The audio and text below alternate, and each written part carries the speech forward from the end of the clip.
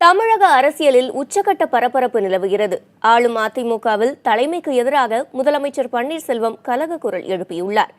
மறைந்த முதலமைச்சர் ஜெயலலிதாவின் நினைவிடத்தில் முதலமைச்சர் பன்னீர்செல்வம் சுமார் 3/4 மணி நேரம் மௌன அஞ்சலி செலுத்தினார்.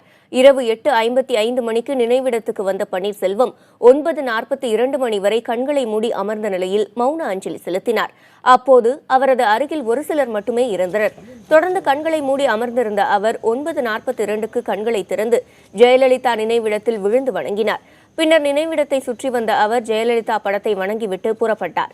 நினைவிடம் அருகே செய்தியாளர்களை சந்தித்த அவர் சசிகலா மற்றும் கட்சி நிர்வாகிகள் கட்டாயப்படுத்தி முதலமைச்சர் பதவியை ராஜினாமா செய்ய வைத்ததாக குற்றம் சாட்டினார்.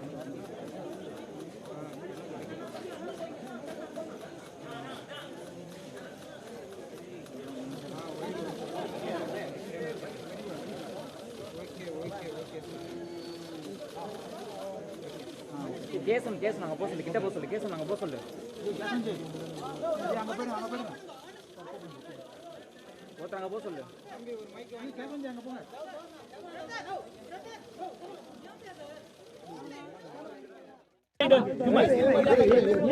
இந்த நிலையில்தான் என்னுடைய மனநிலை மிகவும் பாதிக்கப்பட்டிருந்தது.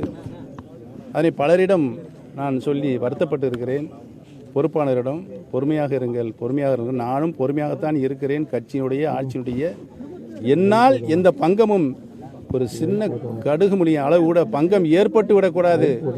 அது சரித்திரத்தில் நம்மை வேற மாதிரி உருவகப்படுத்தும் என்ற நல்லெண்ணத்தின் அடிப்படையில் தான் நான் இதை யாரிடமும் விளம்பரப்படுத்திக் கொள்ளவோ அதுபோல இல்லை. இந்த சூழலில் தான் சட்டமன்ற உறுப்பினர்களுடைய கூட்டத்திற்கு ஏற்பாடு செய்யப்பட்டு எனக்கு தகவல் இல்லை. அனைத்து சட்டமன்ற உறுப்பினர்களையும் அங்கே தலைமை கழகத்திலே உட்கார வைத்து அவரிடம் கையொப்பம் பெற்றுக் கொண்டிருக்கிறார்கள் என்று சொன்னார்கள்.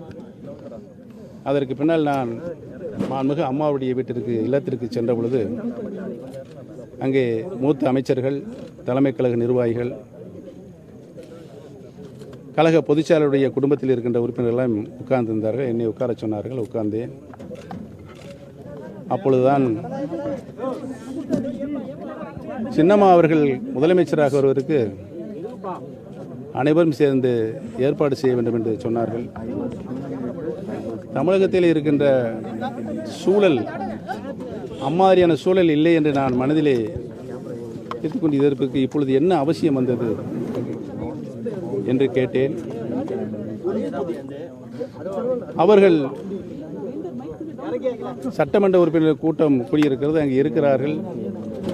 இந்த சூழலில் இரண்டையும் கழக பொதுச்செயலாளர் முதலமைச்சர் என்ற பொறுப்பையும் கழக பொதுச்செயலாளர் தர வேண்டும், நீங்கள் தான் அதற்கு ஏற்பாடு செய்ய வேண்டும் என்று சொன்னார்கள்.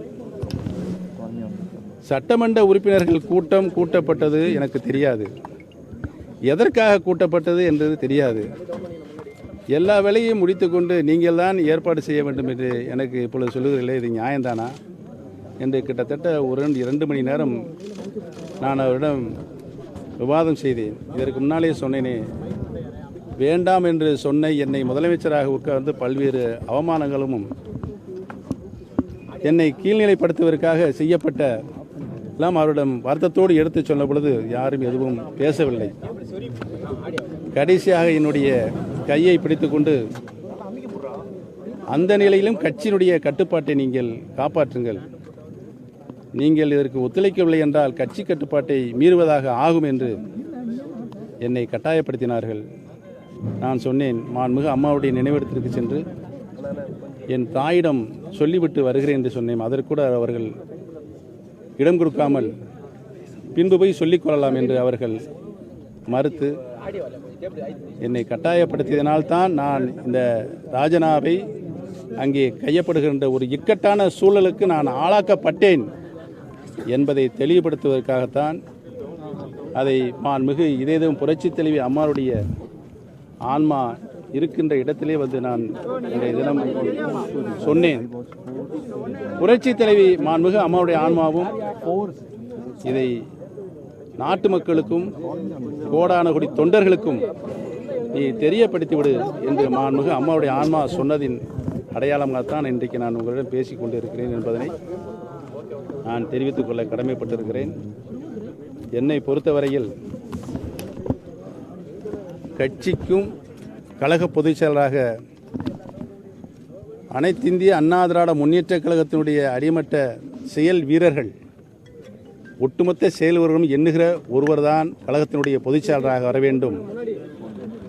ஒட்டுமொத்த மக்களினுடைய யாரை விரும்புகிறார்களோ அவர்தான் முதலமைச்சராக வர வேண்டும் என்ற கருத்தின் அடிப்படையில் தான் எதிர்காலத்தில்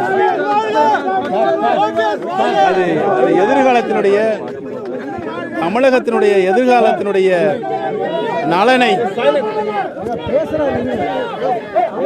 நலனை கொண்டு